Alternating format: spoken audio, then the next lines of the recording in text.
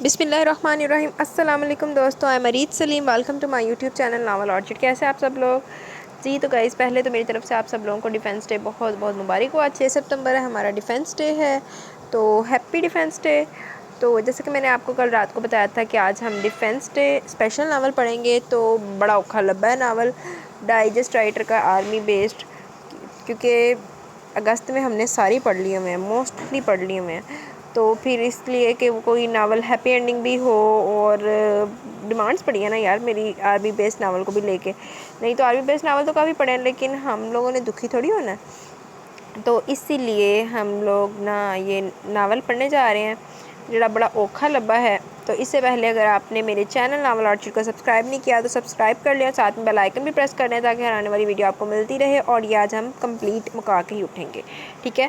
تو ناول ہے وہ قوم کی حیات ہے، ہمارا رباب چندہ رائٹر ہے اس کی، اور اب اس پہ جو ہے نا یہ جو ہمارا ناول ہے یہ ہے فرینڈشپ بیس پہ بھی کہہ سکتے ہیں آپ، یہ basically P A F based ہے، مطلب کہ پاک ایئر فورس میں پی اے ایف والے جو ہوتے ہیں نا، یہ دونوں ہمارا جو ہیرو ہے وہ پی اے ایف کا ہے، تو اس میں یہ ہے کہ یہ دونوں فرینڈز ہوتے ہیں، کزن بیسڈ ہیں، دونوں کزنز ہوتے ہیں لیکن دونوں بیسٹ فرینڈ ہوتے ہیں، تو ان دونوں فرینڈز ہیں، ان کی دوستی دکھائی ہوئی ہے کہ مطلب ایک نے جو کام کیا دوسرے نے وہ کرنا ہی کرنا، تو باقی جو ہیروئن ہے نا وہ طوائف سعدی ہوتی ہے، جس کو آگے جا کے دیکھتے ہیں طوائف سعدی کی ان کی لائف میں کس طرح سے انٹری ہوتی ہے، کیا ہوتا ہے، کیونکہ یہ ناول میں نے بھی پہلے نہیں پڑھا ہوا، یہ میں نے صرف آپ لوگوں کی پڑھنے کے لیے نا، اور یہ ٹاپک شاپک لکھنے کے لیے، اور یہ ہیپی اینڈنگ ہے یہ وہ اوپر سے پڑھا تھا، اور صرف میری دوست کو ہی پتہ ہے ریچ کو کہ یہ مجھ میں ہڈن ٹیلنٹ ہے، میں کیسے اوپر سے پڑھ لیتی ہوں اور جلدی پڑھ بھی لیتی ہوں۔ تو آئیے بک بک بڑی ہو گئی، اب سٹارٹ کرتے ہیں اپنا ناول وہ قوم کی حیات ہے، ریٹن بائی ہمارا رباب چندہ۔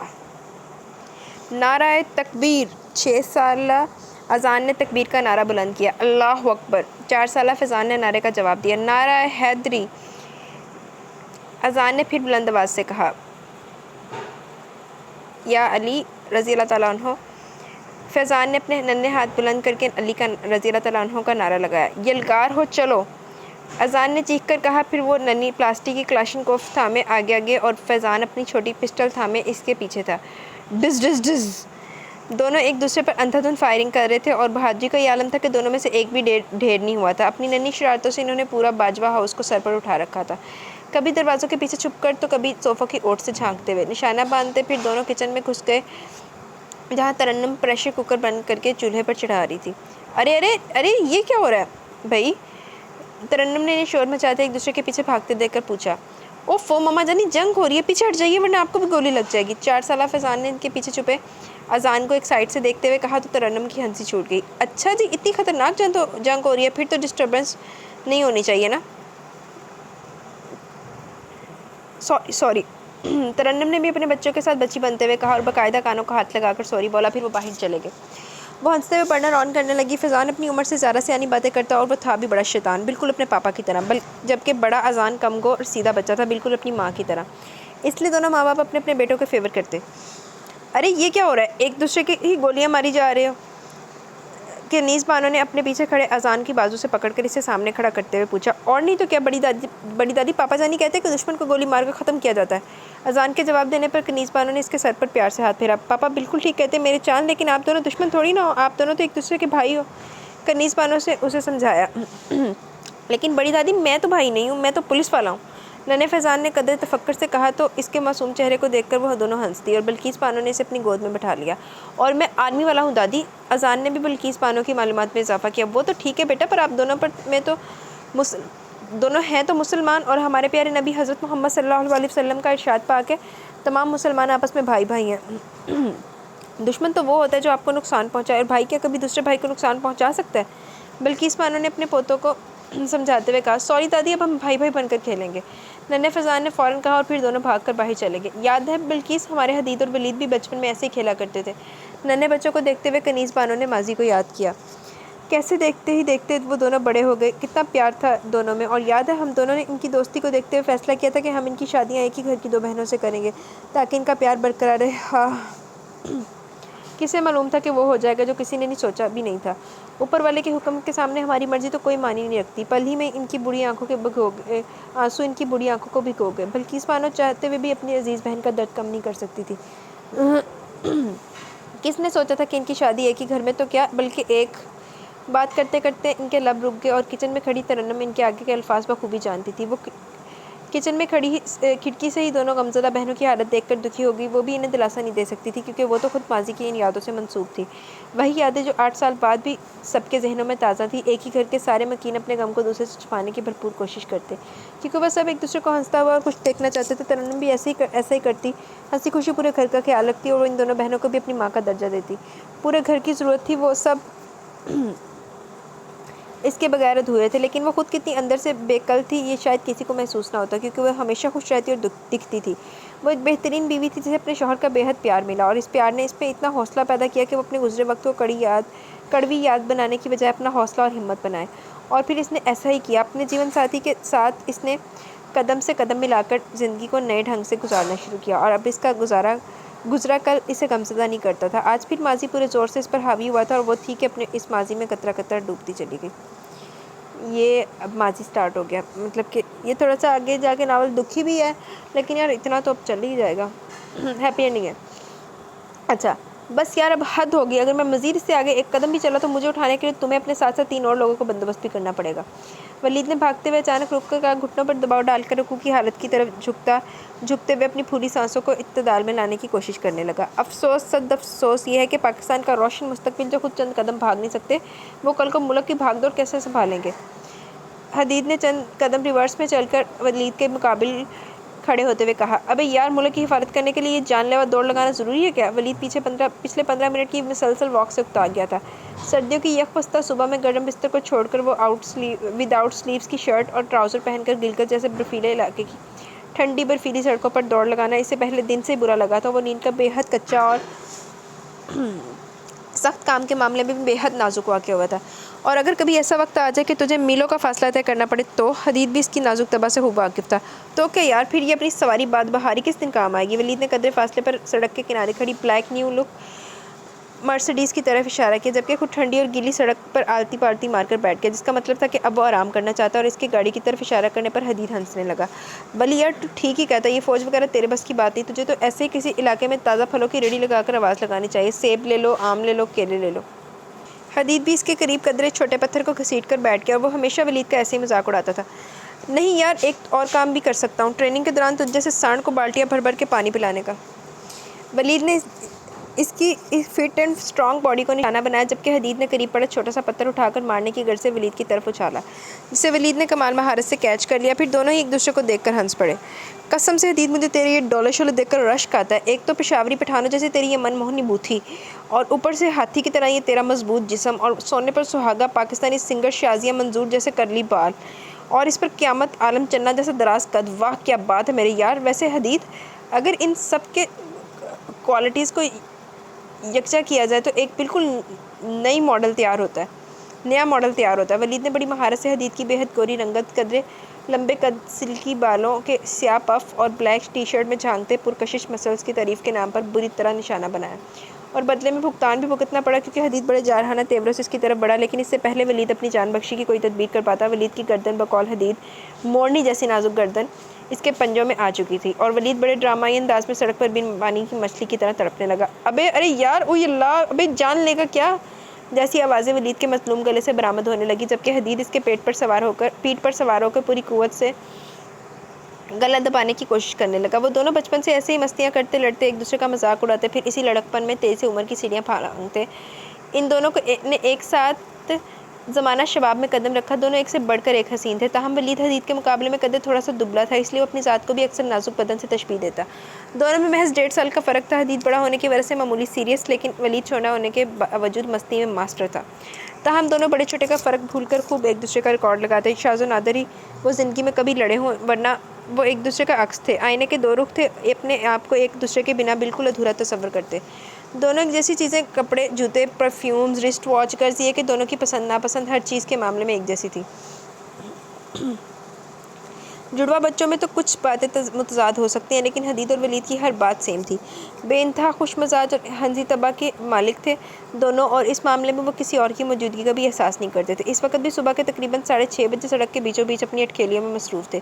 اس سڑک پر دور دور تک کسی زیرو کا نام و نشان تک نہ تھا۔ سڑک کے دونوں اطراف برف سے ڈھکی ہوئی تھی، دھند ہر شے پر غلبہ کیے ہوئے، ہر چیز اندھی اور ہر نقش دھندلا دکھائی دیتا۔ سڑک کے دونوں جانب بنے چیڑ سفیدے اور سروں کے دیو قامت درختوں پر شاید کسی نے چونے کا لیپ کیا تھا، شاید وہ بھی سردی کی شدت سے سفید پڑ گئے تھے۔ دور آبادی میں بڑے جھونپڑوں کی مانند تکونی گھروں نے برف کی سفید ٹوپیاں پہن رکھی تھی۔ یہ گھر اس علاقے کی آب و ہوا کے زیر اثر زیادہ تر لکڑی سے بنائے جاتے تاکہ سردی اور گرمی دونوں موسموں میں آب و ہوا کا اثر قبول کر سکیں۔ گہرے براؤن کلر کے لکڑی کے گھروں پر سفید سفید شفاف برف ایک بڑا دلکش نظارہ پیش کرتی۔ یہ گلگت جیسے برفیلے علاقے کی سردیوں کا عالم تھا۔ اکتوبر کے اوائل دنوں میں بمشکل دن کے 12 بجے زندگی کے آثار نمودار ہوتے ہیں۔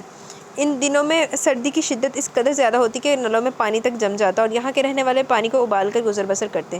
یہ جگہ سیر و سیاحت کے لیے ایک جنت کی مانند تھی۔ یہاں کا سبزہ زار، چراگاہیں، پکنک پارکس، ہوٹل، مارکیٹس بے پناہ دلکشی سموئے ہوئے تھے، جو سیاحوں کے لیے قدرت کا انمول تحفہ تھی۔ ویسے تو پورا پاکستان ہی دنیا میں خوبصورتی کی علامت ہے، تاہم پاکستان کا سرحدی حصہ قدرت کا ماسٹر پیس ہے، کیونکہ یہاں ایبٹ آباد، چترال اور شانگلہ، مانسہرہ، ہنگو، ایوبیہ، ہنزا اور گلگت جیسے قابل رشک علاقہ جات پائے جاتے ہیں۔ پاکستان کا ایک سرحدی حصہ ایک دلہن اور پرستان کی ایک پری کی مانند ہے، جو ہر موسم میں اپنی مثال آپ ہے۔ گلگت کے علاقے میں مقامی آبادی سے قریباً 25 کلومیٹر دور ایئر بیس ٹریننگ سینٹر اور ایئر بیس ہیڈ کوارٹر ہے، جہاں پر نیو کیڈٹس کو ہوائی فوج کے متعلق ٹریننگ دی جاتی ہے، اور طویل جان توڑ ٹریننگ کے بعد تمام سینئرز اور جونیئرز کی مطلوبہ علاقہ جات میں ان کے عہدے کے مطابق پوسٹنگ کر دی جاتی ہے۔ حدید اور ولید بھی ٹریننگ کے سلسلے میں کافی عرصے سے ایئر بیس ہاسٹل میں مقیم ہیں۔ حدید اور ولید چچا زاد اور تایا زاد ہونے کے ساتھ ساتھ خالہ زاد بھی ہیں۔ حدید کی والدہ بڑی بہن کنیز بانو، جبکہ ولید کی والدہ چھوٹی بہن بلقیس بانو ایک ہی گھر میں بیاہی گئی تھی۔ کنیز کی شادی بڑے بھائی major general retired Kamran Bajwa سے ہوئی، جبکہ بلقیس کی شادی چھوٹے بھائی غفران باجوہ سے ہوئی تھی، جو ایس ایچ او تھے۔ ولید کی پیدائش کے محض 3 سال بعد غفران باجوہ ایک پولیس انکاؤنٹر میں شہید ہو گئے۔ تبھی بلقیس بیگم نے اپنی پوری جوانی بیوگی میں گزار دی۔ ایک منٹ، اچھا جی۔ دونوں بہنوں میں بے تحاشا پیار تھا۔ کنیز اپنی جوان بیوہ بہن کے دکھ کے ساتھ خود بھی غمگین تھی۔ کئی بار اس نے بلقیس سے دوسری شادی کے بارے میں کہا، اس یقین کے ساتھ کہ وہ ولید کا خیال بالکل اپنے جگر کے ٹکڑے حدید کی طرح کریں گی، لیکن بلقیس نے بڑی سختی سے منع کر دیا۔ وہ غفران سے بے حد محبت کرتی تھی اور انہی کی یاد میں ساری زندگی گزارنا چاہتی تھی۔ سب نے بے حد کوشش کی لیکن بے سود، بالآخر سب نے ان کی ضد مان لی۔ تب سے کامران باجوہ نے ان سے بھاوت کی بجائے بہن کا نیا رشتہ جوڑ دیا، وہ جو بے حد مضبوط تھا، اور ولید کی حدید کی نسبت زیادہ پیار دیا جاتا تاکہ اسے باپ کی کمی محسوس نہ ہو۔ کچھ وہ تھا بھی ایسی طبیعت کا مالک کہ سب اسے بے تحاشا پیار کرنے پر مجبور ہو جاتے۔ پھر دیکھتے ہی دیکھتے ولید اور حدید سگے بھائیوں کی طرح پروان چڑھنے لگے۔ دونوں میں موجود پیار کا اٹوٹ رشتہ انہیں اپنے والدین سے وراثت میں ملا۔ پیار کا یہ نہ ختم ہونے والا انمول تحفہ خون کی مانند ان کی رگوں میں دوڑنے لگا، اور پھر وقت کے ساتھ وہ ایک دوسرے کی ضرورت بن گئے۔ وہ ایک دوسرے کے دل کی بات کو بنا جانے بنا پوچھے محسوس کر لیتے۔ خوشی اور غم میں وہ دونوں ایک دوسرے کے بہترین ساتھی تھے۔ ولید نے کبھی اپنے والد کو یاد نہیں کیا تھا، کیونکہ حدید جیسا مخلص بھائی اور دوست ہمیشہ ہر قدم پر اس کے ساتھ تھا۔ دونوں بچپن سے لے کر جوانی تک ایک ہی کمرہ شیئر کرتے آئے تھے، ایک ہی سکول، ایک ہی کلاس پر، ایک ہی کالج میں، سیم سبجیکٹس، اور پروفیشنل لائف میں بھی دونوں ایک ہی شعبے سے وابستہ تھے، تاہم عمر و عہدوں میں فرق تھا۔ ان کے اسی پیار و محبت کو دیکھتے ہوئے کنیز بانو اور بلقیس بانو نے یہ فیصلہ کیا کہ وہ حدید اور ولید کی شادی بھی ایک ہی گھر کی 2 بہنوں سے کریں گی، تاکہ ان دونوں کے پیار و خلوص میں فرق نہ آئے۔ کیونکہ کچھ ان کی ذاتی زندگی کا تجربہ بھی تھا، کیونکہ وہ دونوں خود بھی زندگی میں نہ ایک دوسرے سے لڑی جھگڑی تھی اور نہ ہی ایک دوسرے سے علیحدہ ہونے کا تصور ان کے دل میں آیا تھا۔ اس لیے وہ چاہتی تھی کہ بزرگوں نے ان دونوں کی ایک ہی گھر میں بیاہ کر جو لڑی باندھی ہے، آگے چل کر وہ اور مضبوط ہو جائے، تاکہ محبت، خلوص اور عزت جو ان کے گھر کا خاصہ تھی، اور ایسے ہی اپنے اثر سے باجوہ ہاؤس کو معطر کرتی رہے۔ ارے میرے باپ، اچھا معاف کر دے، تو اپنا ببر شیر ہے یار۔ ولید نے اپنی جان بخشی کے لیے فوراً خوشامد شروع کر دی تو حدید اس کی گردن چھوڑ کر وہیں سڑک پر بیٹھ کر دونوں ہاتھ جھاڑتے ہوئے صاف کرنے لگا، گویا کسی مشکل کام سے طب آزمائی کر کے آیا۔ اوہو آنکھوں۔ ولید بڑے سٹائل سے اپنے گلے کو پکڑ کر کھانسی میں مختلف نکھار لانے کی کوشش کرنے لگا۔ یار حدید، ماننا پڑے گا، باس تو واقعی ہیرو ہے، اپنے وطن کا بھی اور وطن والیوں کا بھی۔ کیوں؟ ولید نے اپنے کندھے کو اس کے کندھے سے مس کرتے ہوئے مذاقاً کہا، جبکہ حدید اپنے سلکی بالوں میں انگلیوں سے کنگھی کرتے ہوئے درست کرنے لگا۔ پتہ ہے کیسے؟ ذرا سوچ یار، انڈین مووی کی طرح کا کوئی ایک سین ہو، ایک اکیلی لڑکی بیچاری بارش میں سنسان سڑک پر چل رہی ہو اور کہیں سے اس کے پیچھے 6-7 گنڈے پڑ جائیں، اور وہ بیچاری لڑکی ہامتی کامتی بھاگ رہی ہے اور پیچھے بھوکے شکاری کی طرح کتے پڑے ہوں۔ اس سے پہلے کہ وہ لڑکی ڈرے اور خوف کے مارے سڑک پر بیچوں بیچ گر کر بے ہوش ہو جائے کہ عین موقع پر تجھ جیسے body builder dashing personality hero کی انٹری ہوتی ہے۔ اس سے پہلے شاید وہ میک اپ میں مصروف ہوتا ہے۔ ولید بڑے فلمی انداز میں ہاتھوں کے کیمرے کو حدید کے منہ پر سیٹ کیے فلمی سچویشن کریٹ کر رہا تھا، جبکہ حدید خاموشی سے اس کی بکواس سن رہا تھا۔ اینی وے، پہلے تو وہ ہیرو اس لڑکی کو اپنے چوڑے شانے کے پیچھے چھپائے گا اور پھر گنڈوں کو سرف ایکسل سے اچھی طرح دھوئے گا، اور آخر میں انہی گنڈوں کو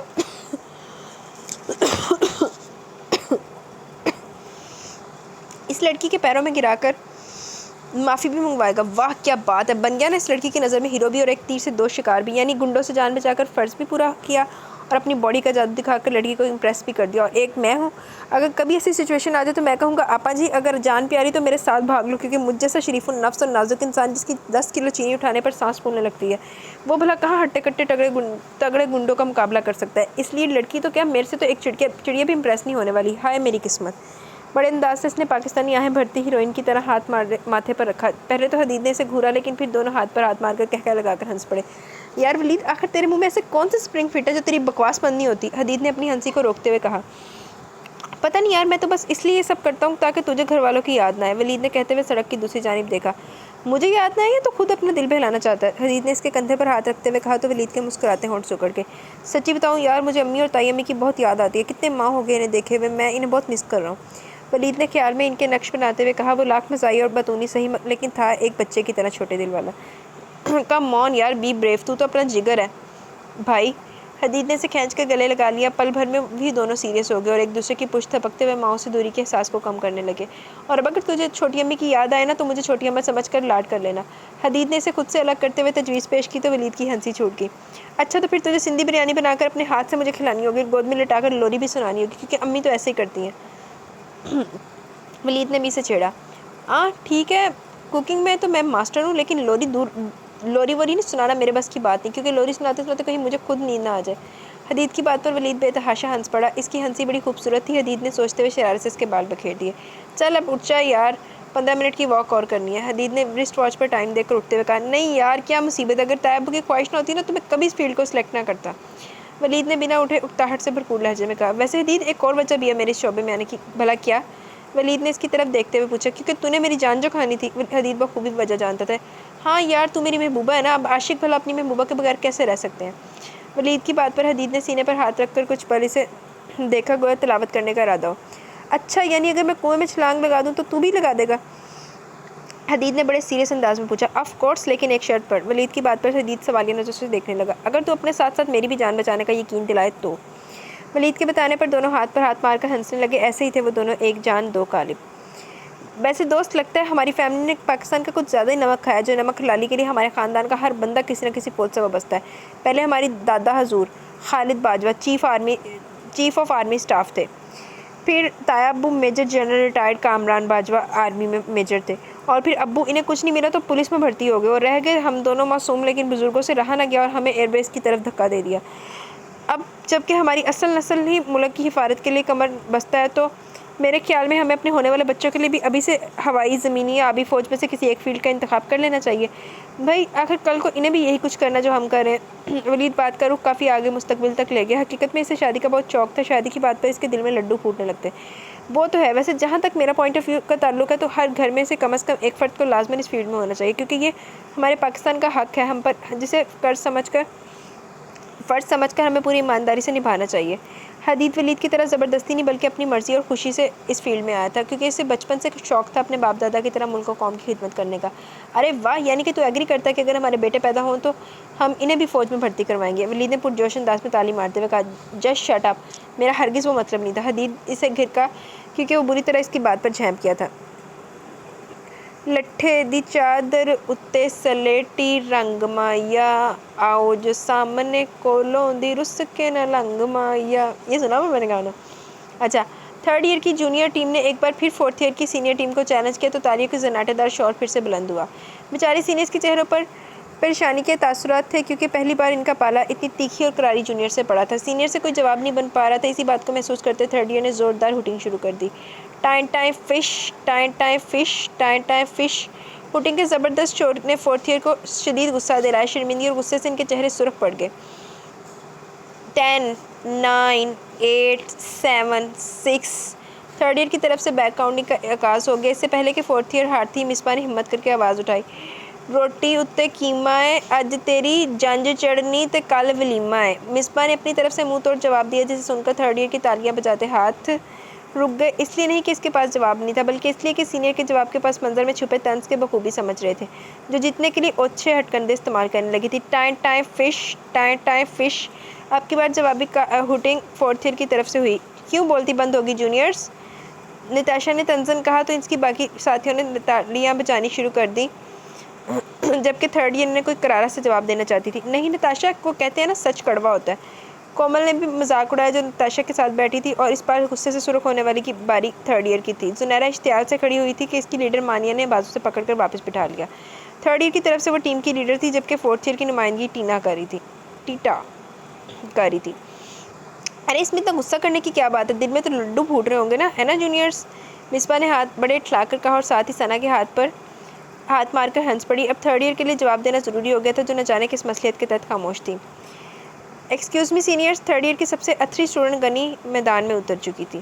اثر رسوخ ہونے کے ساتھ وہ ایف اے گولڈ میڈلسٹ اور ڈیبیٹ چیمپئن تھی. ہر ٹرافی کو اپنا حق سمجھ کر جیتنا اس کے لیے چیلنج کے برابر ہوتا. اپنی ہار کو گناہ کے برابر تصور کرتی تھی. پورے کالج میں اس کی صرف ایک ہی بیسٹ فرینڈ تھی جسے وہ اپنی جان سے زیادہ چاہتی تھی. گنی سے پیار سے تانی کہہ کر پکارتی. گنی کے پرجوش انداز پر کھڑے ہونے پر تھرڈ ایئر کی دبی دبی ہنسی برآمد ہونے لگی. وہ جانتی تھی کہ سینئرز اپنا چاہتے ہوئے بھی خاموش رہنے پر مجبور ہو جائیں گے اور انہیں کھری کھری سننی پڑیں گی کیونکہ ان کے سامنے گنی نام کی توپ کھڑی تھی. ہاں تو قابل احترام فورتھ ایئر، ہمارے دل میں لڈو پھوٹے یا ایٹم بم، آپ کو اسے سروکار نہیں ہونا چاہیے. یہاں پر مقابلہ بازی چل رہی ہے، شادی یا ولیمہ پر ڈسکشن نہیں. اور یہ تو ایک حقیقت ہے کہ سب کو جلدی بدیر شادی تو کرنی ہوتی ہے. سو ڈونٹ فارگیٹ دس. لیکن اگر آپ کو کنواری شہید ہونے کا تمغہ حاصل کرنا تو اس میں کوئی کیا کر سکتا ہے؟ نہایت مہذب انداز میں گنی نے ان کی ٹھیک ٹھاک بےعزتی کر دی جو فورتھ ایئر کے تلووں پر سے لگی سر پر بجھی کے برابر تھی. یہ کیا بدتمیزی ہے گنی؟ کیا تم جانتی نہیں ہو کہ سینئر سے کیسے بات کی جاتی ہے؟ نتاشا نے بڑے غصے سے کہا. میں تو تمیز کے دائرے میں ہوں لیکن شاید آپ لوگوں کو اپنے گرد وہ دائرہ نظر نہیں آ رہا. اور ویسے بھی عزت انہی کی جاتی ہے جو عزت کرنا یا کروانا جانتے ہوں. بات کہاں کی کہاں پہنچ گئی تھی. اس سے پہلے کہ لڑائی طول پکڑتی فورتھ ایئر کے سب سے سمجھدار اسٹوڈنٹ لائنا نے بیچ بچاؤ کروایا اور فورتھ ایئر کو بھی سمجھایا کہ وہ مقابلے کو محض مقابلہ سمجھے بلکہ کسی کا طنز کا نشانہ نہ بنائے.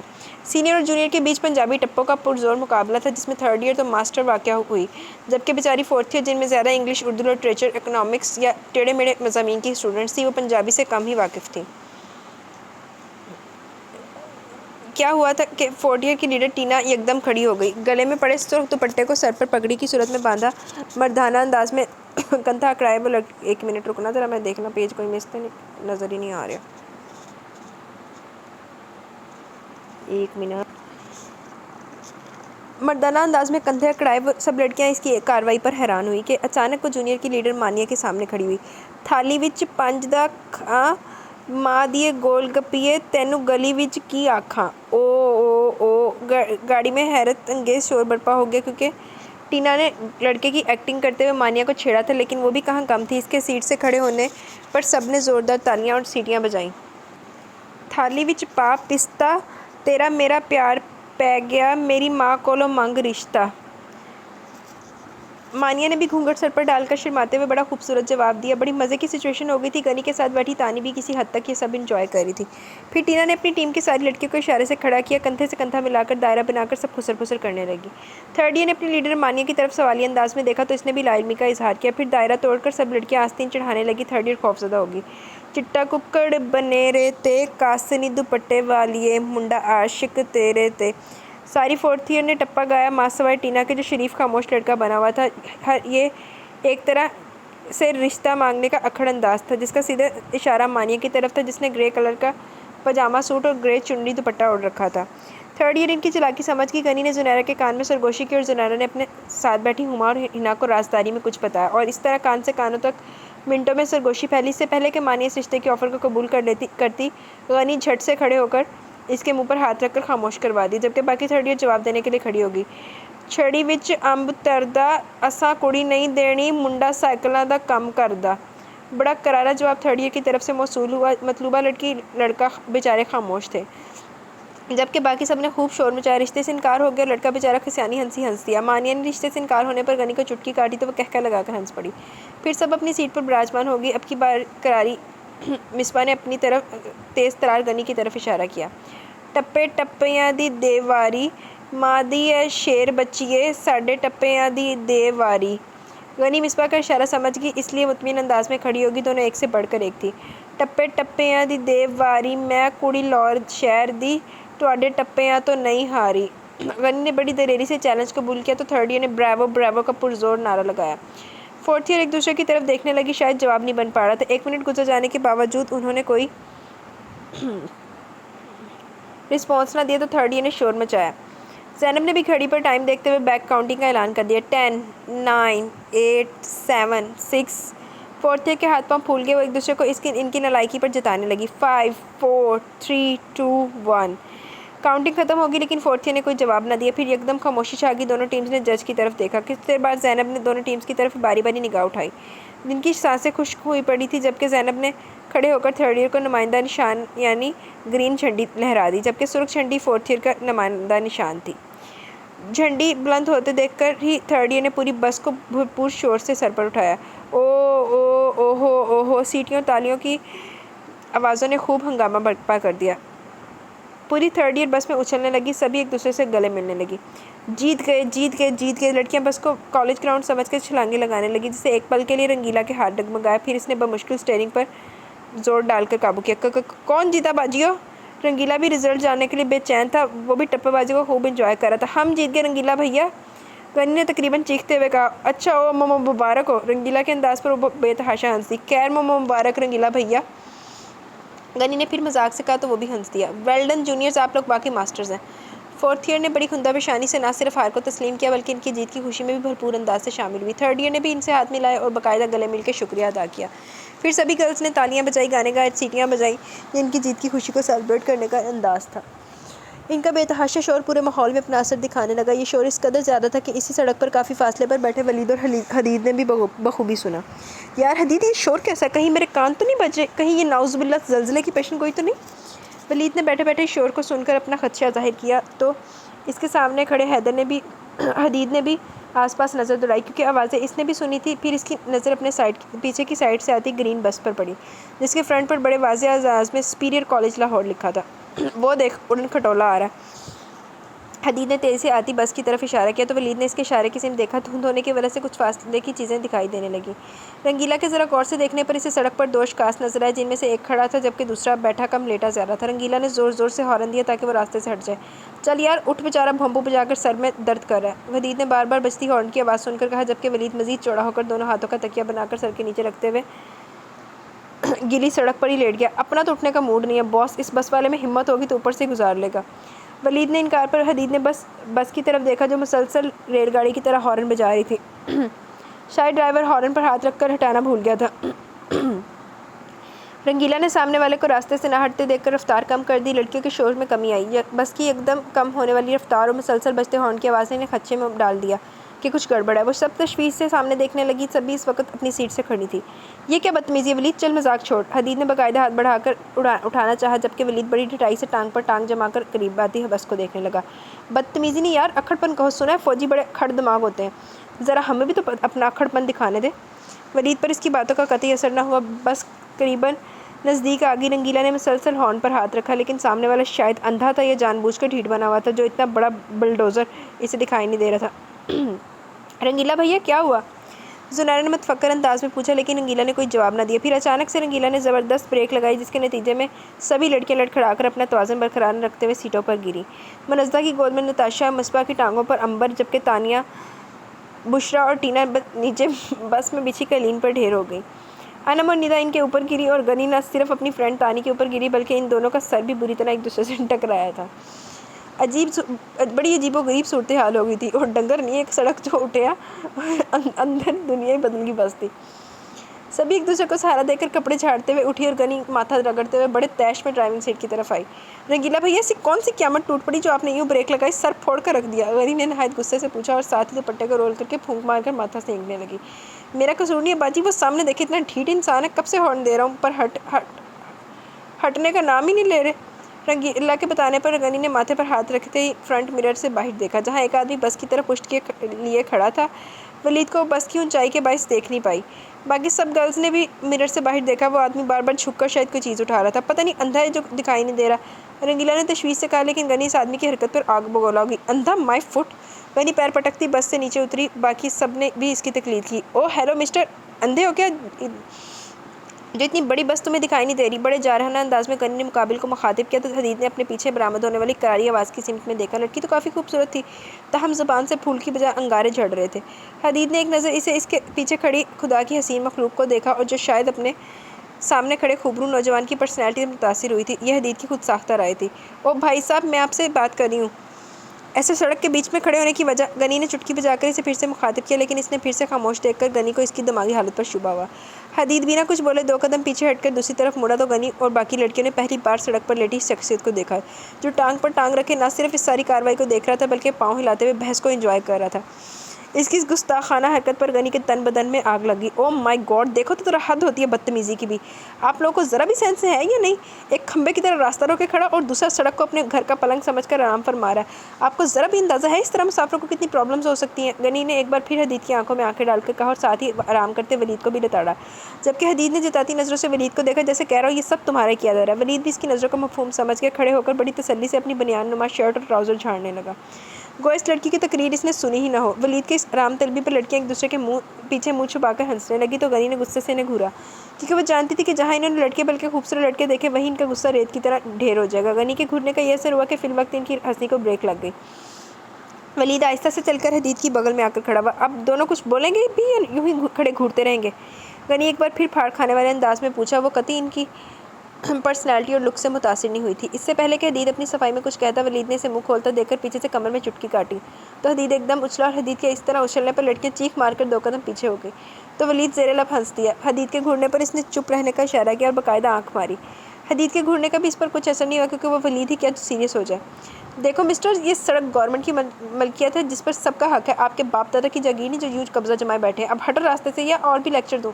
غنی پھر سے شروع ہوئی اور اس بار بھی وہ دونوں کچھ نہیں بولے۔ ارے عجیب انسان ہو، منہ سے کچھ پھوٹو تو صحیح۔ غنی کو ان کی خاموشی پر غصہ آنے لگا، اسے لگا وہ جان بوجھ کر انہیں تنگ کر رہے ہیں۔ زنیرہ نے اسے بازو سے پکڑ کر پیچھے کی طرف کھینچا۔ غنی، مجھے لگتا ہے بیچارے گونگے ہیں۔ زنیرہ کی نہایت آہستہ سرگوشیانہ انداز میں کہنے پر اس نے باقی ساتھیوں کی طرف دیکھا تو انہوں نے بھی بڑی معصومیت سے سر اسپات میں ہلایا۔ گونگے ہیں؟ اندھے یا بہرے تو نہیں جو اتنی بڑی بس کا ہارن انہیں سنائی نہیں دیا؟ ایسے بیچاروں کو میں اچھی طرح سے جانتی ہوں، اس لیے تم لوگ اپنی چونچ بند رکھو، پتہ ہے مجھے کہ۔ غنی نے ان کی ٹھیک ٹھاک طبیعت صاف کر دی تو وہ شرمندگی سے نظر جھکا گئی، جبکہ وہ خود بھی چل کر ان کے مقابل کھڑی ہو گئی۔ دیکھو مسٹرز، آخری بار کہہ رہی ہوں، شرافت کے ساتھ یہاں سے 9 2 11 ہو جاؤ، ورنہ کیا کر لیں گی آپ محترمہ؟ ولید نے حدید کے کندھے پر بازو رکھتے ہوئے بڑے ادب سے پوچھا، لیکن اس کے بولنے پر باقی سب کی طرح غنی کا بھی منہ کھلا اور آنکھیں حیرت سے پھٹی کی پھٹی رہ گئی۔ اس کا مطلب تم لوگ گونگے نہیں ہو؟ غنی نے حیرت سے پوچھا۔ الحمدللہ، ہم نہ صرف بول سکتے ہیں بلکہ سن اور دیکھ بھی سکتے ہیں۔ ولید نے سینے پر ہاتھ رکھتے ہوئے اس کی معلومات میں اضافہ کیا۔ اور اکیلی لڑکیوں کو تنگ بھی کر سکتے ہیں، لیکن ہم اکیلے نہیں بلکہ ہمارے ٹیچرز بھی ساتھ ہیں۔ یہ الگ بات ہے کہ اب ہمارے ساتھ نہیں ہیں۔ غنی نے ڈرانا چاہا۔ اچھا، ویسے جہاں تک میری حسن نظر کا کمال ہے تو حفاظت کے لیے آپ کے ساتھ غالباً ایک ہٹا کٹا نوجوان بھی ہے۔ ولید نے بس کی طرف ڈرائیونگ سیٹ پر بیٹھے دبلے پتلے انسان کی طرف اشارہ کیا۔ رنگیلا بڑا سیدھا سادہ آدمی تھا، لڑائی جھگڑا تو دور کی بات، وہ تو کسی سے بحث بھی نہ کرتا۔ ویسے بھی وہ جانتا تھا کہ توپ ٹائپ لڑکیاں اپنی حفاظت خود کر سکتی ہیں، اس لیے وہ اپنی جگہ پر بیٹھا رہا۔ ان کو چھوڑو، تم اپنی بات کرو۔ تم مجھے ایسی ویسی لڑکی نہ سمجھو، لاہور کی مشہور سپر اسٹار ملک احمد نواز کی اکلوتی بیٹی ہوں میں، اور لڑکیوں کو تنگ کرنے کے جرم میں تمہیں اندر بھی کروا سکتی ہوں۔ غنی نے شہادت کی انگلی اٹھا کر انہیں وارن کیا، جبکہ مانیہ، نتاشا، مصباح، تانی وغیرہ اسے بات کو طول دینے کے بجائے رفع دفع کرنے پر اکسانے لگی۔ لیکن غنی بھی اپنے نام کی ایک تھی جو ان لڑکوں کو عام سی شے سمجھ کر ڈرانا چاہتی تھی، پر ان پر تو جیسے ان دھمکی کا اثر بھی نہ ہوا۔ الٹا ولید نے حدید کو ایک نظر دیکھا اور پھر دونوں ہاتھ پر ہاتھ مار کر بے تحاشا ہنس پڑے۔ کچھ پل کے لیے تو وہ بھی پریشان ہوئی کہ کہیں اس نے کچھ زیادہ تو نہیں بول دیا، لیکن پھر غصے سے بولی، ارے یہ حد ہوتی ہے بے شرمی کی، اور ڈٹائی کی بجائے اپنا جرم قبول کرنے کے آپ لوگ ہٹوں کی طرح ہنس رہے ہیں۔ غنی نے شرم دلانا چاہی تو پہلی بار حدید اپنی ہنسی روک کر اسے مخاطب ہوا۔ ایکسکیوز می میڈم، ہم نے نہ تو ڈاکہ ڈالا، نہ چوری کیا، نہ کوئی قتل کیا، اور نہ ہی آپ سب کو کڈنیپ کرنے کا ہمارا کوئی ارادہ ہے۔ جب ہم نے کوئی جرم ہی نہیں کیا تو پھر قبول کیوں کریں؟ حدید نے بڑی خوبصورتی سے وضاحت پیش کی، جبکہ لڑکیاں تو اس کی دلکش مردانہ آواز میں کھو سی گئیں۔ اچھا، اور یہ جو آپ نے راستہ روکا، ہمارا اتنا وقت ضائع کیا، اس کا کیا؟ میں جانتا ہوں کہ پہلے والی ہماری غلطی ہے جس کے لیے آپ معذرت خواہ ہیں، لیکن جہاں تک وقت ضائع ہونے کی بات ہے تو وہ آپ کے جھگڑالو پن کی نتیجہ ہے۔ حدید نے فوراً جواب دیا، کیا میں جھگڑالو؟ مطلب کیا ہے آپ کا؟ اینڈ بائی دا وے، آپ ہوتے کون ہیں مجھے یہ سب کہنے والے؟ آخر ہیں کون آپ؟ فوج کے جوان، دونوں نے گردن اکڑا کر ایک ساتھ کہا۔ او اچھا، فوج کے جوان ہیں تو جا کر بارڈر پر ملک و قوم کی حفاظت کا فرض نبھائیے۔ بم دھماکے ہونے سے تو روک نہیں سکتے، الٹا یہاں لوگوں کے پریشان کریں۔ چلیں فوج کے جوان بننے۔ غنی غصے سے کچھ زیادہ ہی بولتی جا رہی تھی۔ تانی جو کب سے ان کے پیچھے کھڑی اسے چپ کروانے کی کوشش کر رہی تھی، وہ بھی آگے بڑھی۔ غنی بس بہت ہو گیا، بات ختم کرو۔ وقت کافی بیت گیا، اس لیے وہ معاملہ ختم کرنا چاہ رہی تھی۔ ارے تانی، تم جانتی نہیں یہ۔ غنی پلیز، تمہیں میری قسم۔ تانی نے اسے چپ کروانے کے لیے آخری چابی گھمائی، جس کے بعد غنی کو نہ چاہ کر بھی خاموش ہونا پڑا۔ دیکھیے، میں اپنی دوست کی طرف سے معافی چاہتی ہوں، لیکن اگر آپ راستے سے ہٹ جائیں گے تو بڑی مہربانی ہوگی۔ پلیز سمجھنے کی کوشش کیجیے، ہمارے ٹیچرز کب سے پہنچ چکے ہیں، اگر ہمیں دیر ہوگی تو انہیں فکر لاحق ہوگی، اور خواہ ہماری وجہ سے بیچارے رنگیلا بھیا کو بھی ڈانٹ سننی پڑے گی، جس کا اس معاملے میں کوئی قصور بھی نہیں۔ تانی نے نہایت نرمی اور شائستگی سے بڑے مفاہمت بھرے انداز سے کہا۔ تب ولید بڑی سنجیدگی سے بولا، we are really very sorry, آپ پلیز جلدی سے جائیے۔ ولید کو شدت سے اپنی غلطی کا احساس ہوا۔ سبھی لڑکیوں نے بس کی طرف رخ کیا۔ تانی اور غنی بھی مڑی ہی تھی کہ ولید نے پھر سے آواز لگائی، ایکسکیوز می میڈم۔ ولید نے پکارنے پر دونوں نے بے وقت مڑ کر دیکھا۔ معذرت سے کہنا چاہوں گا، اگر آپ تھوڑی سی مٹھاس اپنی سہیلی کے لہجے میں بھی گھول دیں تو سونے پر سہاگا والی بات ہو جائے گی۔ عام سے لہجے میں کہی گئی ولید کی بات نے غنی کو سر سے پاؤں تک سلگا دیا، جبکہ تانی زیر لب مسکرائی۔ کیا تم نے مجھے؟ غنی غصے سے ایک بار پھر ان کی طرف بڑھی تھی کہ تانی نے اسے بازو سے گھسیٹتے ہوئے بس کی طرف دھکیلا، اور حدید نے زوردار دھموکا ولید کی کمر میں جڑا تو وہ ہنستے ہوئے کمر سے ہلانے لگا۔ پل میں ہی بس تیزی سے ان کے سامنے سے گزر گئی۔ کافی گرم شے محترمہ، بالکل ہاٹ کافی کی طرح۔ ولید نے دور جاتی بس کی طرف دیکھتے ہوئے کہا، ہاں ایک ہی گھونٹ لگانے پر زبان بھی جل سکتی ہے۔ حدید نے خبردار کیا۔ چل، اب 15 منٹ کی واک بھی باقی ہے۔ کہنے کے ساتھ حدید آگے بڑھ گیا۔ وہ ولید کو اتنی آسانی سے بخشنے والا نہیں تھا۔ ارے اب واپس چلیں، میں تھک گیا ہوں۔ ولید پیچھے چلاتا رہا، لیکن حدید کافی آگے نکل چکا تھا، اس لیے چاروں ناچاری سے بھی پیچھے دوڑ لگانی پڑی۔ اس کا سارا موڈ منٹوں میں ہی واک کے نام پر غارت ہو چکا تھا۔ تمام اسٹوڈنٹس 7:30 بجے کے قریب گلگت کے ایک مشہور ہوٹل میں پہنچ چکی تھی، جہاں ان کے ٹیچرز نے پہلے سے ساری فارمیلٹیز پوری کر لی تھی۔ 45 گرلز پر مشتمل ٹرپ نے گلگت میں 2 دن کا اسٹے کرنا تھا۔ ہر 5 لڑکیوں کو ایک کمرہ شیئر کرنے کے لیے دیا گیا۔ اس طرح تمام گرلز کو 9 کمرے، 3 فیمیل ٹیچرز کے لیے ایک کمرہ، جبکہ 2 میل ٹیچرز کے لیے بھی ایک کمرہ تھا۔ اس کے علاوہ ڈرائیور رنگیلا کو بھی ایک کمرہ دیا گیا۔ اس طرح کل ملا کر 12 کمرے ہائر کیے گئے۔ ہوٹل زیادہ بڑا نہیں تھا، لیکن خوبصورتی میں اپنی مثال آپ تھا۔ یہ عام سڑک سے کافی اونچائی پر ایک نہایت پرسکون جگہ پر بنایا گیا تھا، جس پر موسم کی مناسبت سے زیادہ کام لکڑی اور شیشے کا تھا۔ ہوٹل میں انٹر ہونے کے لیے کافی سیڑھیاں چڑھنا پڑتا تھا۔ چاروں جانب طرف سبزہ زار تھا، گرینری بھی گھرا۔ بلندی پر واقع یہ ہوٹل باغ میں کھلے پھول کی مانند تھا، جس میں دنیا کی ہر آسائش میسر تھی۔ گویا چھوٹی سی چھت کے نیچے پورا شہر آباد تھا۔ ہوٹل کے فرسٹ فلور پر 2 مین ہال تھے۔ عقبی حصے میں بنے ہال کو بڑی خوبصورتی سے سجایا گیا تھا۔ جا بجا لگے ہیٹروں سے ہال کافی حد تک گرم تھا، اور تمام اسٹوڈنٹس کو ہدایت کی گئی تھی کہ وہ 8 بجے تک ناشتے کے لیے اس ہال میں پہنچ جائیں، اور پھر سب کو آگے پکنک پوائنٹس کے بارے میں مطلع کیا جائے گا۔ اس لیے سبھی اسٹوڈنٹس اپنے رومز کی چابیاں لے کر چلی گئیں۔ کمرے میں زیادہ بڑے نہیں تھے، تاہم ویل ڈیکوریٹڈ تھے۔ سب سے بڑی بات، ہر کمرے کی بیک سائڈ پر کھڑکی کے بجائے ایک بڑا شیشہ لگا ہوا تھا، جس کے اس پار پورا گلگت صاف دکھائی دیتا۔ برف سے ڈھکی اس وادی کا منظر دل کو مسحور کن احساس بخش تھا۔ سب لڑکیوں نے اپنے سامان سیٹ کیے، گرم پانی سے فریش ہو کر تھکن اتاری، اور پورے 8 بجے ہال میں پہنچ گئی۔ ٹرپ کے ہیڈ پروفیسر گل نواز نے انہیں مطلع کیا کہ 11 بجے وہ لوگ گلگت کے انٹرس بازار کی سیر کریں گے، تاکہ اسٹوڈنٹس اپنی شاپنگ کر سکیں۔ دوپہر کو لنچ وغیرہ وہاں کے حسین پکنک پارک میں کرنے کا پروگرام بنا، جس کے لیے ریڈی میڈ لنچ لے جانے کا فیصلہ کیا گیا۔ یہ پکنک پارک ایک بہترین اور خوبصورت جگہ تھی، جس کے ایک سائڈ پر جنگل تھا۔ گلگت اور اس سے ملحقہ علاقے یعنی ہنزا میں لاتعداد لومڑیاں تھیں۔ اکثر رات کے سناٹے میں لومڑیوں کی آوازیں ماحول میں خوف و ہراس کا سماں پیدا کرتی۔ شام 4 بجے کے قریب ہل پوائنٹس کی طرف جانے کا پروگرام بنا، تاکہ اس پہاڑی علاقے کے دلفریب مناظر سے فائدہ اٹھایا جائے۔ لڑکیاں تو چیئر لفٹ اور بوٹنگ کا سن کر ہی ایکسائٹڈ ہوں گی۔ سب ناشتہ کرنے کے بعد تیار ہونے چلی گئیں، لیکن کیونکہ پورے 11 بجے بس نے اپنی اگلی منزل کی طرف جانا تھا، اس لیے 10:45 پر بس میں پہنچنے کی ہدایت کی گئی۔ سب اسٹوڈنٹس ٹائم پر پہنچ گئیں، پھر سب نے اپنا رخ سفر باندھا۔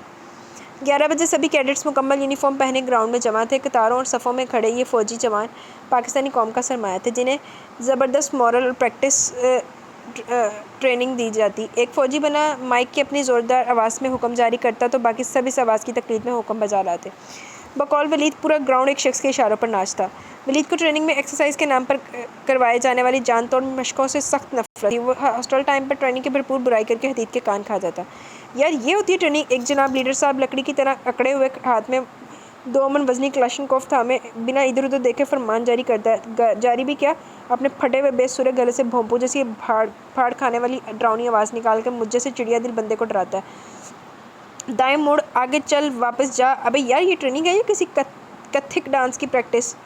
वलीद अपने अल्फाज में बड़े प्यारे कमेंट्स देता जिसे सुनकर हदीद हंसी से लोटपोट हो जाता। अरे सुन, हंस मत यार, सच कह रहा हूँ मैं। कभी 2 मीटर लंबे खड्डे को खोद कर इसमें छलांग लगाने का ऑर्डर मेरे जैसा बंदा छलांग लगाते लगाते खुद इसके मट्टी में गिर जाए तो सब इस पर मट्टी डालकर फातह ख्वानी करे। कभी फरहाद की तरह पत्थर तोड़ने का ऑर्डर जिसमें दूध की नहर निकले ना निकले, लेकिन एक दिन हम गरीबों के खून पसीने की नहरें ज़रूर निकल आएंगी। सच भाई मैं तो तंग आ गया हूँ, कभी कभी तो दिल करता सब छोड़कर भाग जाऊँ। वलीद खासा उकता जाता। हाँ बेटा, ताकि तेरे ससुराल वाले तुझे पकड़ कर जेल में कर दे। हदीद पेट पर हाथ रखकर हंसी कंट्रोल करते हुए से डराता। इस वक्त भी वजनी क्लाशनकोव थामे बारीक बस्ते कंधों पर लादे वो सब ग्राउंड की दौड़ रहे थे। वलीद का गुस्से से बुरा हाल था। पता नहीं आज सुबह किस मनहूस की शक्ल देखी थी दौड़ लगानी पड़ रही है। वलीद ने फूली हुई सांसों से अपने साथ दौड़ते हदीद की तरफ देखते हुए कहा। हदीद भी इसका इशारा समझ गया, इसलिए अचानक दौड़ते दौड़ते इसने नज़र बचाकर वलीद के पाँव पर ज़ोर से अपना पाँव मारा और जल्दी से आगे भाग गया। शाम 4 बजे वलीद वॉशरूम से फ्रेश होकर तौलिए से बाल रगड़ता हुआ निकला तो हदीद के बिस्तर पर औंधे मुँह लेटे मोबाइल के साथ मसरूफ़ पाया। केड़ी सहेली नाल गप्पा मार रहा है? बालों में ब्रश फेरते हुए वलीद ने इसके सामने खड़े होकर पंजाबी में से एक तरह से छेड़ा। जवाब में हदीद ने करीब पड़ा तकिया उठाकर इसे दे मारा, जिसके नतीजे में वलीद के सेट हुए बाल फिर से ख़राब हो गए। वो दोबारा ब्रश करने लगा। छोटी अम्मी का मैसेज है, रात 11 बजे घंटा पैकेज पर बात करने के लिए किया है। हदीद ने बेड के दूसरे किनारे पर मोबाइल उछाला। अच्छा 11 बजे में पूरे 7 घंटे पड़े हैं, अब जल्दी से उठ जा। ब्रश फेंकते हुए इसने अपना मोबाइल बेड से उठाकर जेब में डालते हुए कहा। नहीं यार तू जा, मेरा मूड नहीं। हदीद ने ज़रा सुस्ती दिखाई। अबे शराफत से उठ जा वरना दूंगा एक लात। वलीद ने इसके सर पर खड़े होकर धमकी दी। लेकिन कुछ नहीं, 15 दिन तो रह गए, फिर तो हम अपने घर ही चले ही जाएंगे। तब तक यहाँ के नज़ारे तो देख लें, वरना ट्रेनिंग वालों ने कड़ाक के निकलवाने में कसर नहीं छोड़ी। अच्छा इसी बहाने तबीयत ज़रा फ्रेश हो जाएगी। फिर वलीद ने इसकी एक ना सुनी। हदीद अपनी जैकेट पहने इसके साथ चल दिए। ओफो, तो मैडम यहाँ खड़ी है और मैंने इस इलाके का कोना कोना छान मारा। चलो तानी चेयर लिफ्ट की सैर करते हैं। वो दुनिया से कटकर इस खामोश टेले पर खड़ी इसी मायूस माहौल का एक हिस्सा लग रही थी। सर्द हवा इसके आंचल को दूर तक उड़ा ले जाती, लेकिन इसने हवा में ठंडक इतनी ज़्यादा थी कि कोई भी ज़ीरू बना किसी हिफाजती इकदाम के बर्फ़ बन जाए। लेकिन वो एक बुत की तरह बेहिस्सो हरकत खड़ी थी और दूर वादी में न जाने क्या तलाश कर रही थी। हवा की शिद्दत भी इसमें हरकत पैदा करने में नाकाम रही थी। गनी से ढूंढते हुए यहाँ तक आई थी और इसे यूं खड़ा देखकर इसका दिल कटकर रह गया। लेकिन फिर वो बशाश चेहरे के साथ इसे साथ चलने पर राज़ी करने लगी। नहीं गनी प्लीज़, मेरा मन नहीं है। वो अकेले रहना चाहती थी। हाँ ये तो मैं सुबह से सुन रही हूँ कि मन नहीं है। सुबह से शाम होगी पर तुम्हारे चेहरे पर 12 ही बजे हैं। देखो तानी, ये वादियाँ, ये हवाएं, ये दिलकश नज़ारे, हर लम्हा ज़िंदगी से भरपूर है। ज़रूरत है तो सिर्फ़ एक बार नज़र उठाने की। वो हमेशा की तरह इसे ज़िंदगी की तरफ लाना चाहती थी, वो ज़िंदगी जिस पर इसने कभी अपना हक़ नहीं जताया था। किसी ने जताने नहीं दिया था। क्या फ़ायदा जब ये सब मेरी मंजिल ही नहीं। वो कुदरत के इन हसीन मनाज़र से अपना रिश्ता तोड़े बैठी थी। कम मौन तानी, इंसान अपनी मंजिल का इंतखाब खुद करता है, दूसरों को दिखाई गई राह को अपनी मंजिल जान लेना बेवकूफ़ी है। ऐसे तो कुदरत के हुस्न से ना इंसाफ़ी होगी, बेद भी होगी इसके दिलकश और ख़ूबसूरती की। गनी ने इसके दोनों हाथों को थामते हुए कहा, लेकिन इसने बड़े जारहाना अंदाज में इसके हाथ झटक दिए। नहीं गनी, मैं नहीं चाहती मुझे आज़ाद खुली फ़िज़ाओं की आदत पड़ जाए कि कल को मैं इनके बगैर सांस भी न ले पाऊँ। तुम्हें नहीं पता मैं एक ऐसी चिड़िया की माने दूँ जिसके ना सिर्फ पर काटे गए हैं बल्कि इसे पिंजरे में भी कैद कर दिया गया ताकि वो अपनी बेबसी पर फड़फड़ा भी ना सके। दिल का दर्द आंखों के ज़रिए बाहर आने लगा, वो दर्द जो नासूर बन कर इसकी जड़ें खोखली कर रहा था। हो गई फिर से तुम्हारी मनहूस बातें शुरू। अरे लड़की, कितनी बार कहा है कि अपने आप को चिड़िया समझना छोड़ दो। तुम ये क्यों भूल जाती हो कि तुम इंसान हो? पता है तुम मायूसी की वजह क्या है? असल में तुम्हारा ईमान कमज़ोर होने लगा, इसलिए तुम्हारे कदम डगमगाने लगे हैं। खुदारा अपने आप को संभालो तानी, खुद को मजबूत बनाओ। वो सही मानों में इसकी सच्ची दोस्त और हमदर्द थी। पर कैसे मजबूत बनाओ खुद को गनी? उम्मीद की कोई किरण भी तो नज़र आए। तानी ने इसकी आंखों में देखते हुए सवाल के आंसू इसके चेहरे को भिगोने लगे तो गनी ने अपनी उंगलियों के पोरों से इन बेरंग मोतियों को चुन लिया। आएगी, ज़रूर नज़र आएगी उम्मीद की किरण, बस तुम्हें इंतज़ार करना होगा और तब तक खुद को संभालना होगा। मेरा यकीन है तानी, खुदा की बनाई इस दुनिया में कोई ऐसा ज़रूर होगा जो सही मानों में तुम्हें तुम्हारी ज़िंदगी लौटाएगा। फिर देखना हर तरफ खुशियाँ खुशियाँ होंगी, बस तुम्हें सब्र करना होगा, है ना? ہر بار کی طرح اس کا دامن ڈھیر ساری امیدوں سے بھر کر گنی نے اس سے پوچھا تو بس بات پہ سر ہلاتی اس کے گلے لگی۔ ایک گنی ہی تو تھی جس کی وجہ سے وہ امید پر قائم تھی، ورنہ شاید زندگی سے کب کی ہار جاتی۔ سب نے باری باری پہلے چیئر لفٹ اور پھر بوٹنگ کو انجوائے کیا، اور وہ بھی بہت سارے لوگ اس جگہ پر بوٹنگ کے لیے آئے تھے فطرت کے حسن کو کیمرے میں قید کرتے۔ گرلز نے بھی ان لمحوں کو یادگار بنا لیا، اور کافی نے تو اپنے موبائلز میں مووی بنا رہی تھی۔ گنی نے اسے بھی ساتھ لے کر ہر جگہ تصویریں بنائی۔ سبھی اسٹوڈنٹس بے حد خوش تھیں۔ پروفیسر نواز نے انہیں ایک جگہ اکٹھا کیا۔ میرے خیال میں آج کے لیے اتنا کافی ہے، کل انشاءاللہ ہم گلگت کی اور جگہوں کی سیر کریں گے۔ رات ہونے سے پہلے ہمیں ہوٹل پہنچنا ہے، اس لیے اب ہمیں نکلنا چاہیے۔ پروفیسر نواز نے واپسی کے لیے کہا، لیکن بعض لڑکیوں نے کچھ دیر اور رکنے کے لیے درخواست کی۔ لیکن سر، ہم نے یہاں کی جھیل تو دیکھی نہیں ہے۔ پلیز سر، ابھی ہم وہاں کی پکچرز بھی بنانی ہیں، اس لیے تھوڑا دیر اور رکتے ہیں سر، پلیز سر۔ نتاشا نے خاصا اصرار کیا، وہ واقعی تصویریں کھینچنے کی دلدادہ تھی۔ باقیوں نے بھی اس کا بھرپور ساتھ دیا۔ اوکے، پھر آپ لوگوں کے پاس 30 منٹ ہے، جہاں جانا جائیں، ہم لوگ چل کر گاڑیاں تیار کرتے ہیں۔ رنگیلا آپ لوگوں کے ساتھ رہے گا، ٹھیک 30 منٹ بعد آپ لوگ بس میں موجود ہوں، اوکے؟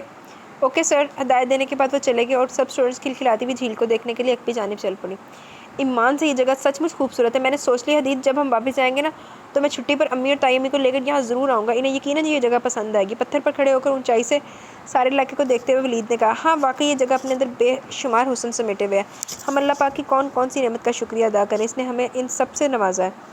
حدید بھی اس کے ساتھ کھڑا ادھر ادھر نظر دوڑا رہا تھا۔ چل ہادی، وہ اوپر پہاڑ کی طرف چلتے ہیں، وہاں کھڑے ہو کر تو پورا گلگت نظر آئے گا۔ میں اپنے موبائل پر کچھ تصویریں لینا چاہتا ہوں، پھر گھر میں سب کو دکھائیں گے، آجا۔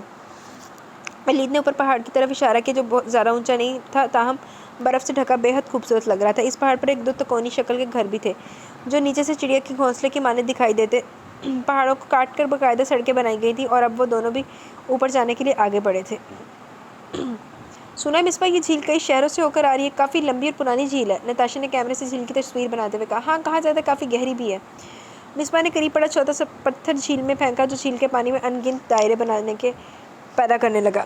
پھر یہ دائرے دور کناروں تک جا کر اپنا وجود کھو دیتے۔ کتنی گہری ہوگی؟ ہما نے انک درست کرتے ہوئے کہا، اس کی عادت سب سے مختلف تھی۔ وہ بجائے حسین جگہوں پر تصویریں بنانے کے معلومات اکٹھی کرتی، ہزاروں سوال ہر وقت اس کے دماغ میں گردش کرتے اور وہ ان سوالوں کا جواب ڈھونڈنے کے لیے اکثر جان جوخم میں ڈال دیتی۔ سبھی لڑکیاں اسے سائنسدان کہتی اور اس کے سوالوں سے چڑ جاتی۔ اس وقت بھی وہ ہاتھ میں ڈائری اور پین تھامے کچھ لکھنے میں مصروف تھی۔ پتہ نہیں محترمہ، اب یہ تو وہی بتا سکتے جس سے اس میں گرنے کا اتفاق ہوا۔ نتاشا نے چڑے ہوئے جواب دیا، اس جھیل کا رنگ ہلکا کاسنی تھا جو اس کی خوبصورتی بڑھاتا، کم و بیش کافی لوگ اس جھیل کو دیکھنے آئے۔ شام کو اگر کبھی سورج غروب ہوتا تو اس کی آخری کرنیں جھیل پر اپنا عکس چھوڑتی تو جھیل کے شفاف پانی میں دھنک کی طرح کے 7 رنگ ابھرتے۔ اس وقت بھی موجزاتی طور پر سورج بادلوں میں سے خود کو آزاد کروانے میں کسی حد تک کامیاب ہو گیا تھا۔ ڈوبتے سورج کا یہ آخری نظارہ سب کی آنکھوں کو نہ بھولنے وہ حسن کا ایک موجزاتی نظارہ بخش کیا۔ سب لوگ نیچے چھوٹے پہاڑ کے درمیان سے گزرتی جھیل پر نظریں گاڑے ہوئے تھے۔ نتاشا نے فوراً یہ منظر اپنے کیمرے میں قید کر لیا۔ لسن گرلز، 25 منٹ ہو گئے، چلو چلتے ہیں۔ گنی نے تالی بجا کر انہیں متوجہ کیا تو وہ جانے کے لیے مڑی، پھر اچانک گنی نے ایک نظر اٹھا کر قدرے دور کھڑی اس خاموش پھٹکی روح کو دیکھا اور تعصب سے گہری سانس لی۔ اس لڑکی کو کچھ نہیں ہو سکتا۔ بڑبڑاتے ہوئے گنی اس کی طرف آئی۔ وہ جھیل کو بالکل کنارے پر کھڑی ہو کر اتنے غور سے دیکھ رہی تھی کہ آس پاس کی دنیا کو بالکل فراموش کر بیٹھی تھی۔ گنی نے اس کا ارتکاز توڑنے کے لیے محض ہلکا سا ہاتھ اس کے کندھے پر رکھا ہی تھا کہ وہ بے پناہ حیرت اور خوف کے مارے تیزی سے پلٹی اور اس کے پاؤں کے نیچے کا پتھر ذرا سا سرکا اور وہ توازن برقرار رکھتے ہوئے بدقسمتی سے اسی جھیل میں جا گری۔ پانی کے چھینٹے کافی بلند ہوتے گنی کے تو ہوش اڑا گئے۔ ترنم! پہلی بار اس نے تانی کو پورے نام سے تقریباً چیختے ہوئے پکارا۔ ارے کوئی ہے؟ پلیز بچاؤ! گنی نے نیچے بیٹھ کر پانی میں بے تحاشا ڈبکیاں لیتی تانی کو دیکھ کر مدد کے لیے پکارا۔ کرب و جوار میں سبھی لوگ بھاگتے ہوئے اس کے قریب آئے۔ نتاشا اور باقی سب لڑکیاں جو واپس جا رہی تھیں چیخ کی آواز سن کر تیزی سے بھاگتی ہوئی آئیں اور نیچے پانی میں گری تانی کو دیکھ کر ان کے ہاتھوں پیروں سے جان نکل گئی۔ تانی تانی، یہ کیسے ہوا؟ پلیز کوئی بچاؤ ہماری دوست کو! وہ سب بھی چیختے ہوئے مدد کی پکار کرنے لگی، لیکن جھیل کی گہرائی اور یک ٹھنڈے پانی کو دیکھ کر کوئی بھی اس میں کودنے کو تیار نہ تھا۔ بچاؤ بچاؤ! تانی جو سانس رو کے ہاتھ پاؤں مار کر قدرے اوپر آ کر مدد کے لیے پکارنے لگی۔ اسے تیرنا نہیں آتا تھا۔ سب لڑکیاں اس کی حالت کو دیکھ کر مدد کے لیے ادھر ادھر بھاگی۔ Help somebody help me! گنی اپنے قریب کھڑے چہمگوئیوں میں مصروف لڑکوں سے مدد کی اپیل کرنے لگی، لیکن وہ محض تماشا دیکھ رہے تھے۔ پلیز بھائی صاحب، میری دوست کی جان بچا لیجیے ورنہ وہ مر جائے گی۔ گنی ان کے سامنے ہاتھ جوڑ کر باقاعدہ التجاؤں پر اتر آئی، لیکن یہ دیکھ کر اس کا دل پھٹنے لگا کہ لوگ اس کی مدد کو بالکل تیار نہ تھے۔ تم فکر نہ کرو گنی، ہم کچھ کرتے ہیں، ہم تانی کو ضرور بچائیں گی۔ مصباح اپنی ساری دشمنی بھول کر اسے حوصلہ دینے لگی، کیونکہ گنی کو بے تحاشا روتے دیکھ کر اس کا دل پسیج گیا۔ آخر کو وہ ایک انسان تھی اور ترنم تو ویسے بھی بے ضرر سی لڑکی تھی، اس لیے سب اسے پسند کرتے۔ دیکھتے ہی دیکھتے جھیل پر لوگوں کا ہجوم لگ گیا۔ ہما اور زنیرہ اور رنگیلا کی طرف دوڑی، جو پہاڑ کی دوسری طرف بیٹھا اپنے موبائل سے FM سن رہا تھا تاکہ وہ ٹیچرز کو انفارم کر سکے۔ مصباح اپنی باقی ساتھیوں کے ساتھ ساتھ لوگوں سے مدد مانگ رہی تھی، لیکن اس وقت سب ظالم سماج کی طرح کھڑے تماشا دیکھ رہے تھے۔ کسی کی جان سے انہیں کوئی سروکار نہیں تھا۔ یا الہی ہماری مدد فرما۔ نتاشا نے دل سے دعا کی، اب وہی آخری سہارا تھا، اور بے شک مارنے والے سے بچانے والا بڑا ہوتا، کیونکہ اس نے ان کی مدد کے لیے فرشتہ صرف لوگوں کو بھیج دیا۔ حدید اور ولید سیر کرتے کرتے یہاں نکل آئے کہ اچانک حدید کی نظر بھاگتی چیختی لڑکی اور ہجوم پر پڑی۔ یار ولید، وہ دیکھ! اتنے ولید کو پکارا جو دوسری جانب دیکھ رہا تھا۔ اس نے حدید کی نظروں کے تعاقب میں دیکھا۔ یار لگتا ہے کچھ گڑبڑ ہے۔ ولید نے بھی سامنے کی صورتحال کو دیکھتے ہوئے خدشہ ظاہر کیا۔ لگتا نہیں، یقیناً کچھ ہے، چل جلدی۔ ولید اور حدید نے فوراً دوڑ لگا دی۔ آگ کی تیزی سے وہ اس جگہ پہنچے جہاں لوگوں کا رش تھا، لیکن اس سے پہلے کہ وہ کسی سے کچھ پوچھتے ان کی نظر نیچے جھیل پر پڑی، جس میں بے تحاشا ڈبکیاں لیتا وجود انہیں ساری صورتحال سمجھا گیا۔ حدید نے بنا کچھ سوچے سمجھے پانی میں چھلانگ لگا دی۔ حدید سنبھل کے، ولید نے کردے چلا کر کہا۔ وہ بے حد پریشان ہو گئے۔ سبھی لڑکیاں اس بہادر لڑکے کا غائبانہ شکریہ ادا کرنے لگی۔ برف نما ٹھنڈے یکبستہ پانی نے حدید کے جسم میں پھریری بھر دی۔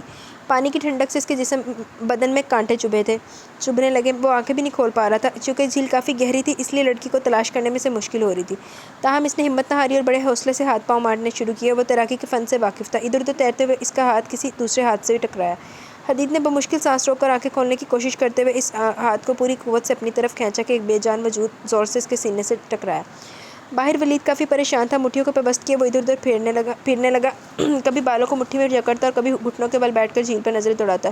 سب لڑکیاں بھی نظریں ٹکائے دعاؤں میں اور درود شریف پڑھنے میں مصروف تھیں، کیونکہ پانی میں سے ماہ سوا بلبلوں کے کسی قسم کے آثار نمودار نہیں ہو رہے تھے، اس لیے ان کی پریشانی میں کئی گنا اضافہ ہو گیا۔ حدید نے اپنا ایک بازو اس کی کمر میں ڈال کر اس نسوانی بے جان جسم کو قابو کیا اور دوسرے ہاتھ سے اوپر کی طرف تیرنا شروع کر دیا۔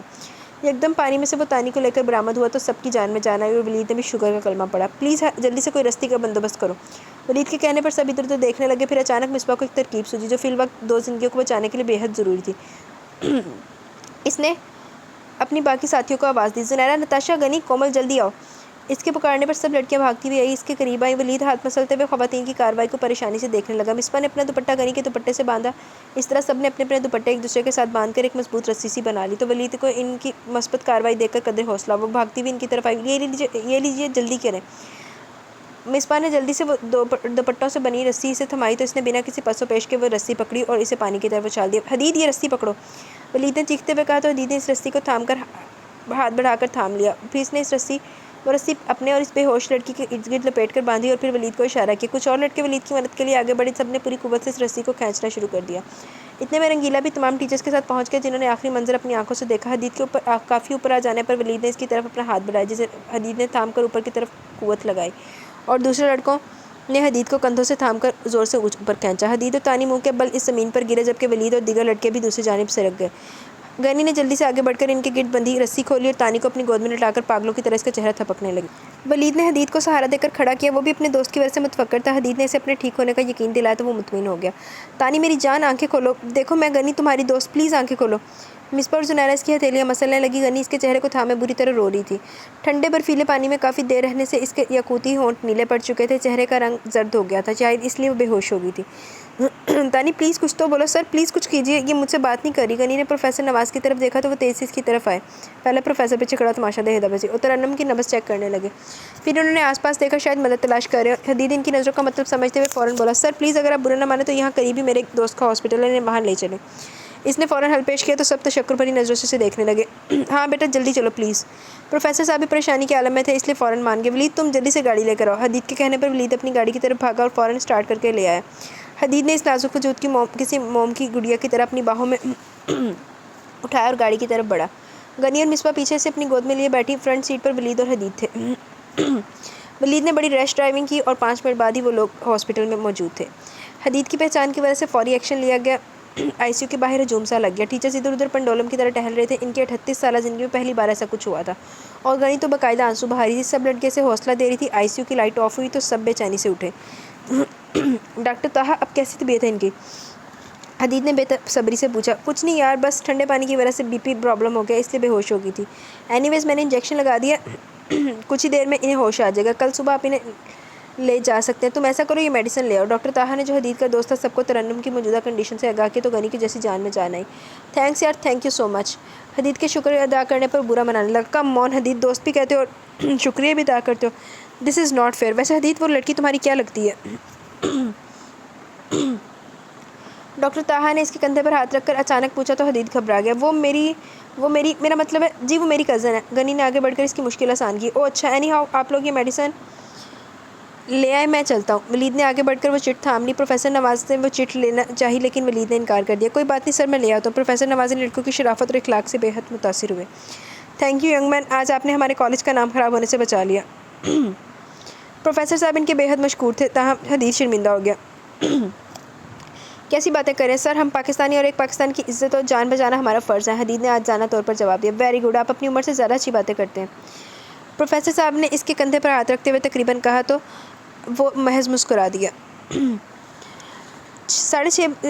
6:30 شام کا ٹائم تھا، جلدی رات ہونے والی تھی، اس لیے باقی اسٹوڈنٹس کو جلدی ہوٹل پہنچانا ضروری تھا۔ پروفیسر نواز پریشان تھے، ہاسپٹل کون رکے گا، جبکہ حدید نے ان کا یہ مسئلہ بھی بآسانی حل کر دیا۔ غنی ترنم کے پاس ہاسپٹل میں رکی تھی اور حدید نے پروفیسر نواز کو یقین دلایا کہ وہ ان کی حفاظت کرے گا اور کسی مسئلے کی صورت میں انہیں فون پر اطلاع کر دے گا۔ پروفیسر صاحب ان کا شکریہ ادا کر کے پوری مطمئن ہو کر پوری ٹیم کے ہمراہ ہوٹل چلے گئے۔ ترنم دوائیوں کے زیر اثر سو رہی تھی۔ غنی کتنی دیر اس کا ہاتھ تھامے آنسو بہاتی رہی، لیکن پھر اس کے آرام کی گر سے روم سے باہر آ گئی۔ آنسو صاف کرتے ہوئے اس نے سامنے دیکھا تو حدید اور ولید بینچ پر بیٹھے کسی بات پر بحث کر رہے تھے۔ غنی کو دیکھ کر وہ دونوں خاموشی سے کھڑے ہو گئے۔ وہ مجھے سمجھ میں نہیں آ رہا میں آپ کو شکریہ کن الفاظ میں ادا کروں۔ غنی جو ایک بیسٹ ڈیبیٹر تھی، لیکن آج اس کے پاس الفاظ نہیں تھے۔ آپ پھر سے مجھے شرمندہ کر رہی ہیں، میں نے پہلے بھی کہا کہ کسی کی جان بچانا میری ڈیوٹی بھی شامل ہے۔ آپ کی دوست کی جگہ کوئی اور بھی ہوتا تو یقیناً میں ایسا ہی کرتا۔ حدید نے بڑی سہولت سے اس کے لیے آسانی پیدا کر دی، ورنہ وہ بے حد شرمندہ تھی۔ بائی دی وے، آپ نے بتایا نہیں آپ ہیں کون؟ غنی نے ان کے نام کے بارے میں پوچھا۔ بتایا تو ہے، فوج کے جوان۔ ولید نے سابقہ بات یاد کرتے ہوئے وہی جواب دیا جسے سن کر غنی نے خاصی کھری کھوٹی سنائی تھی۔ غنی بھی محض کچھ ہی گھنٹے پہلے ہوئی ملاقات کو یاد کر کے شرمندہ ہوئی۔ I am very very sorry, یقین مانے بے حد شرمندہ ہوں، میں نے آپ سے کافی بدتمیزی کی۔ غنی ان سے نظریں نہیں ملا پا رہی تھی۔ حدید نے اس کی پریشانی سمجھتے ہوئے ولید کو گھورا۔ ارے یہ تو ایسی بکواس کرتا ہے، دراصل یہ سب نصیب کا کھیل ہے کہ پہلی ملاقات میں کچھ اچھے ماحول میں نہیں ہوئی اور اب دوسری بھی حادثاتی طور پر۔ اب اوپر والے کے کام تو وہی جانے۔ حدید نے پہلی بار ادھوری چھوڑ کر بدلتے ہوئے کہا۔ آپ بالکل ٹھیک کہہ رہے ہیں، غنی نے بھی ہاں میں ہاں ملائی۔ اینی ویز مجھے کہتے ہیں حدید باجوہ اور یہ ہے میرا کزن اور دوست ولید باجوہ۔ ولید نے حدید کو ٹوکتے ہوئے اپنا تعارف خود کروایا تو حدید اس کی چلاکی پر ہنس دیا۔ اوہ، تو آپ کزنز ہیں، اس لیے آپ دونوں ہر جگہ ایک ساتھ پائے جاتے ہیں۔ غنی کو اس سے مل کر خوشی ہوئی۔ And your good name? وہ شاید اپنے بارے میں بتانا بھول گئی تھی، اس لیے ولید نے خود ہی پوچھ لیا۔ غنوہ ملک، اس نے اپنا پورا نام بتایا۔ لاہور کے مشہور بیرسٹر ملک احمد نواز کی اکلوتی بیٹی، رائٹ؟ ولید نے پرانی بات یاد دلائی جب غنی نے انہیں ڈرانے کی غرض سے رعب رانہ انداز میں اپنے فادر کا نام بتایا۔ اسی بات کو محسوس کر کے وہ ہنسی اور اسپات میں سر ہلایا۔ اور آپ کی دوست؟ اس بار حدید نے بات ادھوری چھوڑ کر کہا۔ تانی نام سے وہ واقف تھا، تاہم وہ جانتا تھا کہ یہ اس لڑکی کا اصل نام نہیں ہے۔ جی، اس کا نام ترنم ہے، لیکن ہم سب اسے ترنم کی بجائے تانی کہتے ہیں۔